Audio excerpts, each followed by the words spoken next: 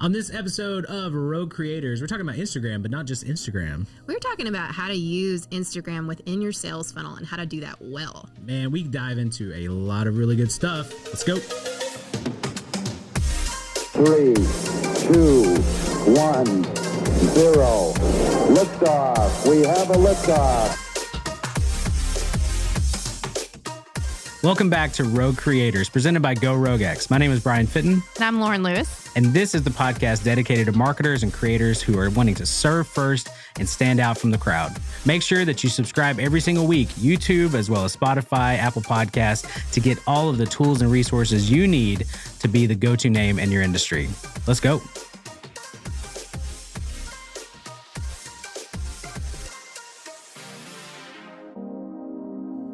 Hey, what's up, everybody? Welcome back to Rogue Creators. So awesome to be back in the studio and recording again. Yes. Yeah. I'm Lauren Lewis. She's Lauren Lewis. I was getting to that. I'm so sorry. I'm so sorry, Lauren. I really do try. I try to figure it out every time, but that's okay, right? I'm here. Do you forgive me? Yes, I do. Okay. So much grace around here.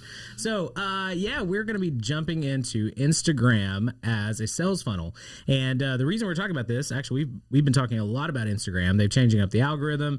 We posted in the Facebook group. Ava found some great articles referencing how to overcome the algorithm. I think we actually posted another video on that. We've just been talking a lot about Instagram this week. It's a great platform to serve it. We kind of use it as a portfolio, but today we're going to be looking at content marketing, but specifically on Instagram and how you can use that to actually up your sales if you use the correct strategy behind it. Absolutely. But before we get into that, we like to start each episode off with, what are you obsessed with this week? So Brian, what are you obsessed with this week?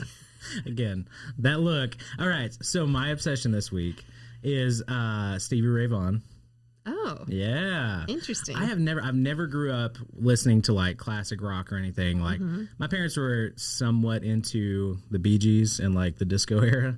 Okay. And Lionel Richie. My mom loved Lionel Richie back in the day. So like that's what I kind of grew up on, more the pop, less of like the rock and roll side. So I have always known about several of these, guitar players and blues and just kind of like amazing artists. But Cass Harris and I, shout out to Cass Harris from The Grove.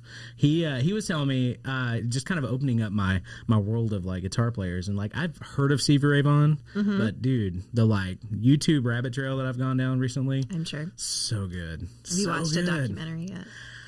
It's coming. Okay, I'm sure. I've just watched. It's like some of the same videos, the Austin City Limits videos that he did. Oh my goodness! And then that leads me down like John Mayer and Trio, and bringing back like all of the old, like some of the stuff I used to listen to back in the day. Sure. It's weird that was like 20 years ago. That is super weird. Man, I feel old whenever. Yeah. Anyway, but it's really cool to kind of like discover new artists who are like older. I was gonna say, right? Are they new? Now I will say this. So I do my typical thing where I find something out and then I dive into Wikipedia and then I dive into all this stuff. So always I really a great learned, source for information. It is very reliable. But yeah, just learned about his death, like taking a dark turn there. Yeah.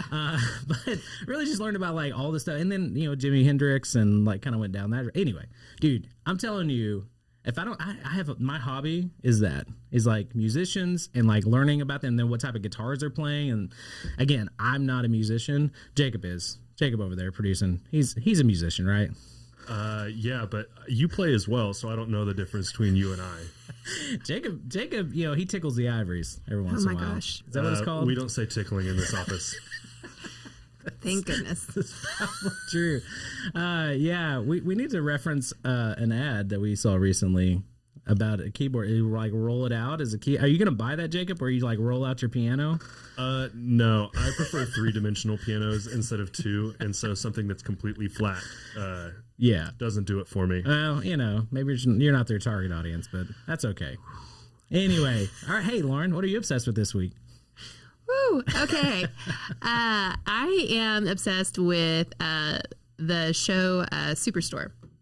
Oh, yeah. So I started watching it a while back and then just kind of forgot about it. And then just recently we got Peacock, and it's on Peacock. Nice. And so I've started watching it. It's kind of just a really underrated show. It's very just subtle, simple, but it's really funny. And it's a great show just to kind of like mindlessly watch. Yeah. And so I've really been enjoying that. And I don't know. It's just been really fun just to find something that's somewhat it's not new. Yeah, definitely not. But kind of like, I guess, for your artists. Yeah, the old classics. Yeah, you know? Yeah, it's not an old classic. But no, it's been really great to go down that trail and everything and find something like a new sitcom that I actually really like. So, yeah. Nice. Lauren, did you watch Community?